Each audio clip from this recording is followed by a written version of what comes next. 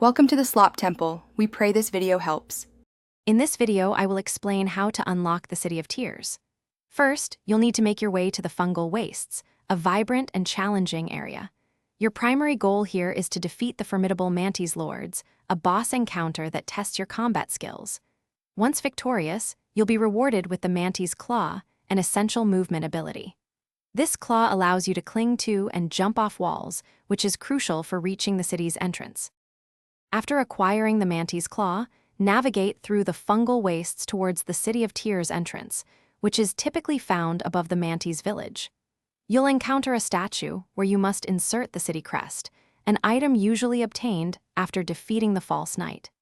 This action will open the giant door ahead, granting you access to the main sections of the City of Tears. Once inside the City of Tears, take some time to explore.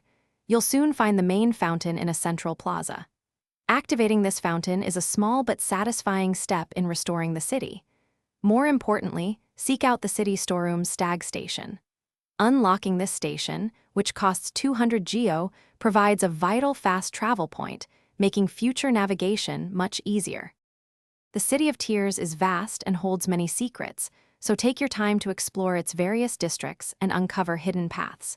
You'll also find the entrance to the Royal Waterways, typically requiring a simple key to access. This area leads to new challenges and abilities. As you continue your adventure, remember to check the description below for a link to a book that can truly change how you think about money, along with other helpful deals. Keep exploring, as Hallownest has many more mysteries to unravel. Thanks for watching. Consider subscribing if we helped you.